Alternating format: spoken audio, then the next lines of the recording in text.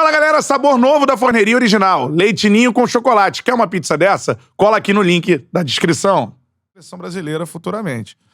Mas o Flamengo é a pressão que é, o cara sai meio que, né, vamos dizer, um tamanho menor do que ele tinha quando chegou, né? Falando do Renato, cara. A gente fala, o Renato não sabe treinar, o Renato não... O Renato não dá treino, O Renato né? não dá treino. Aí, na final da Libertadores, muito se comparou o que o Abel Ferreira faz, o que o Renato faz, que o Abel ganha o jogo. Deixa de fazer, né? Mas também teve um erro de jogador, né? Enfim. Renato Gaúcho, o que você pode falar do Renato como treinador, assim? Você teve um contato mais próximo com ele do que com os outros treinadores, né? O Renato, eu integrei a comissão, né? Ele veio com o Alexandre Mendes e com o Marcelo Fera. E eu como o treinador da casa, mas totalmente integrado com eles. O Renato, cara, ele dá treino, sim. O Renato, O Alexandre Mendes é um auxiliar dele que também planeja os treinos pro Renato, né? O Renato é um cara que normalmente ele fecha a semana mais com os treinos dele, deixa mais pro Alexandre Mendes montar a semana, isso quando teve, né? Porque a gente quase não teve. Uhum. E ele tá mais de espectador e entrando pontualmente, dando os toques pontualmente do que ele quer, né? É um treinador que gosta muito de levar a equipe dele para o campo, fazer o 10-0 e organizar como ele quer que a equipe se comporte. A única coisa que teve alguma divergência foi com relação à bola parada, não foi nem divergência, porque o Renato gosta da bola parada, da marcação individual. E o grupo que estava lá era um grupo rotinado à marcação zona. Então, isso até rolou na imprensa, né? Rolou na imprensa, mas, cara, assim, de forma a discutir, eu acho que foi de uma grandeza do Renato muito, muito importante entender que aquela mudança seria em prol da equipe, que a equipe na bola parada ia render mais, e ele de pronto aceitou. Só que nós temos que ter muito cuidado com o que fala, porque, infelizmente, para muita gente repercute muito mal, né? Eu lembro até do Abelão, cara, um abraço, Abelão, me mandou uma mensagem, um cara... Queremos você aqui, hein, Abelão? Porra, queremos você porque aqui. É um cara sensacional, me mandou uma mensagem e eu vou citar ele aqui agora, porque profissional que eu gostaria muito de conhecer pessoalmente, eu só fiz um jogo contra ele, foi a equipe B do Flamengo contra a equipe B do Vasco num jogo de Carioca, profissional, que ele dirigiu também e eu também dirigi.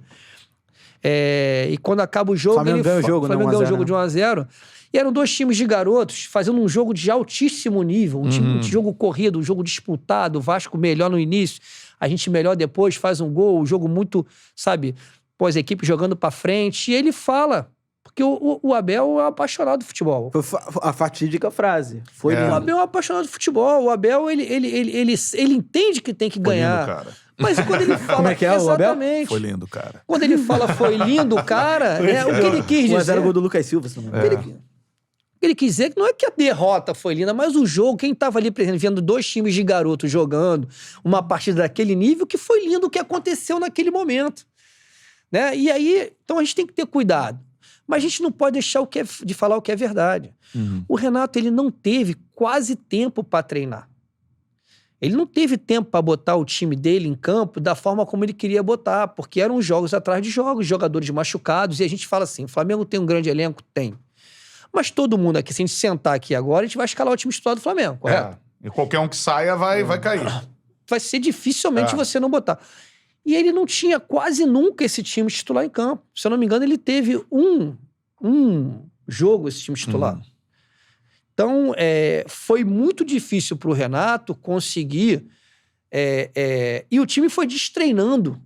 Tanto é que quando começa com ele... goleada atrás de goleada. Vai embora, porque o time estava treinado, ele mantendo... Jogando por música, né? Jogando por música, os jogadores ali, aí lesão. Perde um jogador, volta o jogador, sai esse, não joga aquele jogo no time nunca completo, né? E o time foi destreinando, né?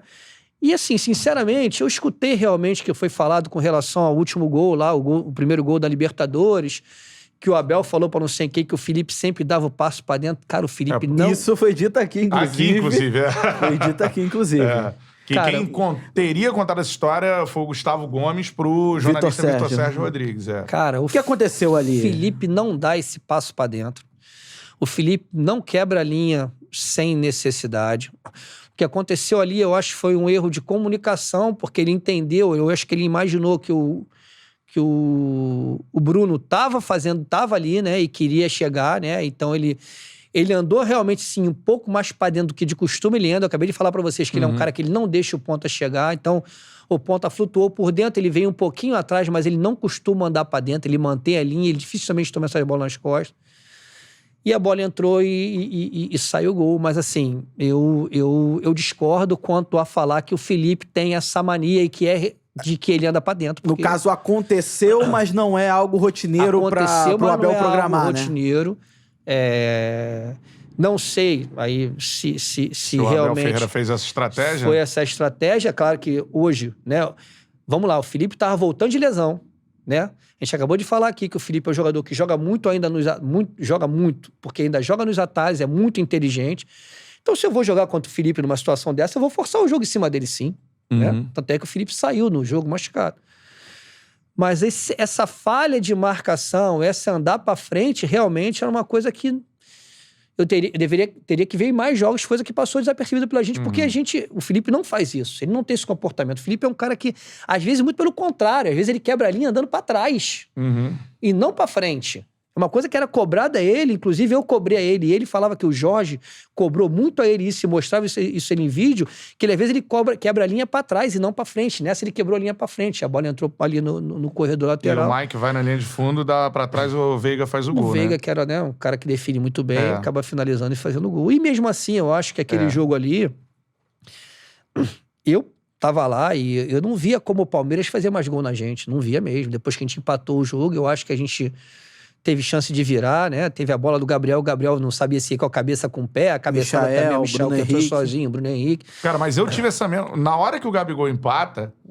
Vai virar. A nítida impressão de que eu tava lá no Uruguai a cara também. do Flamengo virar aquele jogo. Falei, cara, virou. Não tem a menor condição de perder e perdeu. Você acha que essa derrota, ela passa muito pela questão física? Você citou que o Flamengo teve muitos jogadores machucados. Muito se criticou a parte da preparação física e também do departamento médico durante a temporada. O Felipe Luiz, por exemplo, volta de lesão. O Bruno Henrique...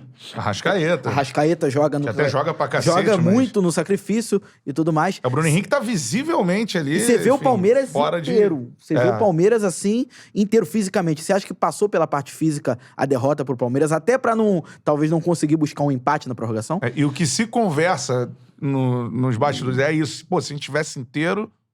Então, aí eu concordo. Ou assim, perdemos taticamente. Qual é a... Eu falei aqui, né, que a gente começou a ter problema de treinar e começou a destreinar, né? A gente começou a destreinar. O que acontece nessa final é que a gente está longe da performance ideal. Longe. O Pedro tinha feito uma cirurgia de joelho, vocês lembram, né? Sim. Tinha voltado a treinar 2, 3 dias. O Arrascaeta voltou a treinar 2, 3 dias. O Bruno Henrique sentia uma dor no joelho. O Felipe Luiz vinha de uma lesão também. Estava ali, tanto é que sai machucado, sai com a lesão. Né? O Davi Luiz, ele não chegou na melhor forma dele. Não teve como ter uma sequência para adquirir a melhor forma dele. Até o Diego Alves não estava bem, né? O Diego Alves também não estava bem. Também tinha vindo de lesão. Enfim, né? A gente tinha vários jogadores que... estavam longe da melhor performance. E isso se dá, eu não gostaria, ou não entendo que a gente apontar o canhão para a parte física ou para o DM seria a solução. Eu explico por quê. Porque a partir do momento que você deixa de treinar, que você começa a ter jogador que não consegue treinar porque teve uma lesão, o outro teve uma lesão, e você começa a deixar de treinar, o treino já não auxilia mais a tirar esses jogadores a melhorar eles fisicamente e nem a tirar eles do DM, né? Porque eu, como vejo o jogo hoje numa visão sistêmica, eu acho que você condiciona o jogo no campo, condiciona o jogador no campo, né? E não só a parte física. A parte física prepara o jogador para receber a carga. E a carga você vai desmembrar ela durante as tuas sessões. É por conta dos movimentos específicos de jogo, Exatamente. Né? Aí a gente vai entrar nas valências, que são as valências naturais de você treinar, e essas valências passaram a não existir mais. Elas se entrelaçavam. Então a gente já não conseguia mais respeitar as cargas individuais, as cargas do dia. A gente não conseguia mais isso. Ou a gente treinava o time que podia, ou a gente respeitava as cargas. Então isso foi criando, né, uma bola de neve, e que aí desencadeou num time não estar no melhor momento, na forma física, tática e talvez mental também, num jogo mais importante do ano, né? E mesmo assim, é porque futebol, a gente vê o resultado e analisa o jogo. O futebol é sempre visto de trás pra frente, né? Quanto foi o jogo? Perdemos 2-0. Foram 25 chutes contra 3 chutes, os caras ganharam 2-0 a gente. Então, assim, eu prefiro dar 25 chutes sempre na equipe adversária. Se eu não vou ganhar, é obra do acaso. Ou incompetência minha, exatamente. É a mesma coisa que falam, e outro dia eu estava discutindo. No Brasil, está se arrumando desculpa para não jogar com a bola. Não. Pô, teve 78% de posse de bola, mas não ganhou. Calma aí. Eu quero ter os mesmos 78% de bola no jogo seguinte e vou tentar arrumar do porquê que eu não ganhei. Porque, cara, a gente vai jogar futebol, né? Se a gente for brincar de uma pelada aqui agora, pô, ninguém vai querer ficar marcando, quer que todo mundo brincar com a bola, é o elemento principal do jogo, é ela ali que diverte, né? Mas é claro que você tem que se defender também. Então, assim, ter a bola, pra mim, é uma situação que te aproxima aos resultados de vitória. Quando você fala que o Palmeiras ele estava muito inteiro fisicamente, eu concordo, mas a proposta de jogo do Palmeiras é uma proposta onde meio que você se dosa. Você entrega a bola ao adversário, joga num bloco muito mais baixo. Principalmente após marcar um gol logo no início. Né? Joga num bloco muito mais baixo, dá a bola ao adversário e fica esperando um erro do adversário para conseguir ir lá e fazer um gol. Então, fisicamente, o Palmeiras conseguiria acabar o jogo mais inteiro com a gente, salve a gente conseguisse ter feito o gol primeiro com o Palmeiras. Que aí o Palmeiras ia ter que mudar uma estratégia, sair, talvez essa parte física não ficasse tão evidenciada como ficou evidenciada no jogo na final, né? Porque eu acho que as estratégias... O Flamengo não é um clube que você vai chegar lá e falar, não, vamos jogar com uma linha de 5 aqui atrás, num bloco baixo, salve algum problema muito grande que você tenha que fazer isso para não passar algum tipo de vergonha. Mas o Flamengo é um clube que vai te cobrar jogar sempre pra frente pressionando o adversário. E isso aconteceu. Então, assim, para mim, o que se deu realmente com o Renato foi, infelizmente, um período muito conturbado, onde ele não conseguiu colocar todas as ideias dele, a forma que ele queria de jogar, né? E acabou que se ganha o campeonato, a Libertadores, muda tudo. Talvez ele tivesse mais tempo, talvez ele estivesse aí hoje podendo planejar uma maneira diferente. Ainda sobre essa final, aí eu gosto de... A gente traz aqui os bastidores, eu gosto de entrar nos cenários, assim, imaginar, né? Porque a gente não tem essa sorte da vida de viver esses momentos. Assim. Pô, lembra outra final aí. Não, mas é que essa final tava lá. E eu queria saber como é que foi, porque você disse, além dessa questão física, a gente fez várias... Aí tem as teorias tem a informação trazida pelo Vitor Sérgio, né? Do Gustavo Gomes, da estratégia do Abel, enfim, tem os dois lados, tem isso tudo. Mas tem um lance cabal, não tem jeito, né? O Andreas perde a bola, o Daverson faz o gol, e é esse o lance que define o que ia acontecer na final. Tendo isso tudo que a gente falou aqui. Como é que é um vestiário de um jogador que tem um momento como esse, assim? É velório, velho. O Andrés, ele ficou realmente muito arrasado, né? Tanto é que na sequência tinha o jogo contra o Ceará. O clube liberou ele de jogar, não queria que ele jogasse. Falou pra ele, não precisa jogar, tranquilo. Ele ficou muito mal, né? Porque acaba que o erro da final, o erro que culminou a derrota, né? Sai do pé dele. Não tem como você falar. Como goleiro, não tem nem o que você falar, porque, sabe, o treinador ele corrige muito o erro que ninguém vê. Mas o erro que a bola passa debaixo da perna do goleiro, o erro daquele de perder uma bola na frente da área sendo o último homem por perder um equilíbrio, escorregar, enfim, acaba... Isso não tem correção, cara. Porque é um erro que todo mundo viu que aconteceu. Então, assim... O que você pode falar pra ele? Pô, né, domina de frente, sei lá, sabe? Não tem, ele sabe que Pra mim, ele teve uma indefinição do que ia fazer. Sim. E nessa indefinição, ele perde a bola. E ele sabe que o erro é todo dele, entendeu? Sabe que não teve erro coletivo, foi um erro individual, que acabou dando a derrota ao Flamengo, e ele assumiu isso, e ele sabe disso, né? Ele sentiu muito que, pra mim... Você chegou a falar com ele no vestiário? Falei com ele depois, no dia seguinte. No dia seguinte só. Porque, na minha opinião, ele era um dos grandes destaques da nossa equipe. Os caras que vinham jogando melhor, né? Que carregava o time pra frente, que pegava a bola, que se movimentava muito. E aconteceu isso. E ele se mostrou muito valente quando ele quis jogar contra o Ceará, ainda visivelmente abatido, porque ele estava visivelmente abatido. Eu conversei com ele, eu falei, cara, você não quer começar no banco? Porque vamos lá, vamos que a gente comece perdendo o Ceará 2-0, eu preciso te tirar. Como é que vai ser essa massa aqui? Porque a gente já sabia que tinha mais de 40 mil ingressos vendidos. Como é que vai ser essa massa aí, né, em cima de você? E conversei com ele e falou, Maurício, tem problema. tô aqui pra encarar, já sei que eu errei. Pô, cara, se você acha que eu devo começar, eu começo. Eu não tenho problema nenhum não em começar. A reação da torcida. Isso é interessante, só pra lembrar aqui o cenário, o Renato cai e o Maurício Souza é o técnico do... Isso. A reação da Ceará. torcida, porque assim, tinham 45 mil ingressos vendidos, o pessoal lá da Flá TT enlouquecida, querendo matar o Andrés, e outros torcedores falando, pô, aconteceu um erro e tal. A reação da torcida ali, que naquele momento a maioria esmagadora do Maracanã apoiou o Andrés, aquilo surpreendeu vocês, ou até mesmo o próprio Andrés, porque a torcida cantou o nome dele, e ele faz até um grande jogo, quase marca um gol, inclusive. Surpreendeu aquela reação da torcida, aquele apoio naquele momento? Eu acho, assim, surpreendeu, mas eu acho que ela se dá também, apesar da gente, né, o torcedor ser passional muitas das vezes, eu acho que ela se dá também em função do contexto todo do jogo, né? Como eu falei, foi um erro muito individual, né, que acabou trazendo uma derrota. O Flamengo foi melhor no jogo, não fez o jogo do ano, mas ele foi melhor que o Palmeiras. Ele teve mais próximo de ganhar, na minha opinião, do que de perder, né?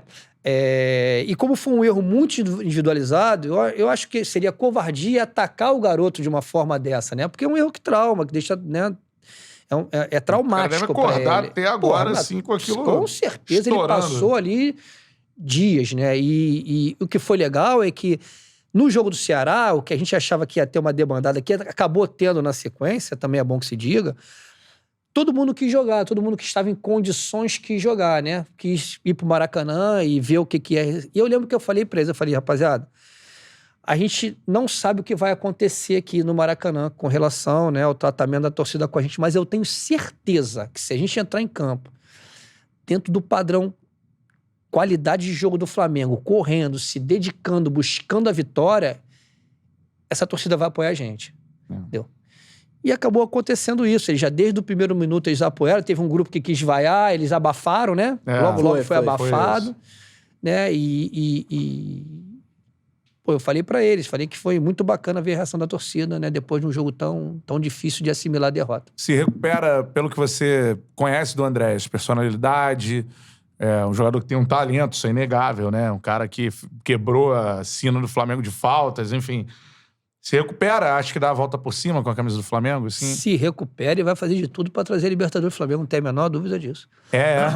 Vai fazer de tudo. É um jogador muito dedicado, muito profissional. Moleque muito sério, sabe? Treina pra caramba. Um baita de um jogador, uma grata surpresa, assim, porque... não via ele jogar isso tudo que ele jogou aqui no Brasil. Eu também não, Entendeu? E ele chegou ainda com uma certa desconfiança e foi conquistando espaço. Substituiu o Gerson, né? Substituiu o Gerson, né? Não é fácil, não. Enfim.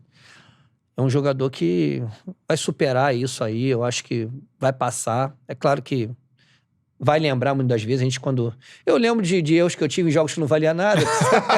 Né? Imagina um jogo desse. Foda. Agora, eu acho que ele vai fazer de tudo pra conseguir trazer títulos importantes pro Flamengo. E se você fosse o Marcos Braz, tem a caneta na mão e tal, você faria de tudo pra entrar em um acordo com o Manchester pra trazer ele em definitivo, no caso? Faria. Eu acho que é o jogador que vale. Show de bola. Seguinte, galera, vai dando like. Mano, já passamos aí algum tempo de...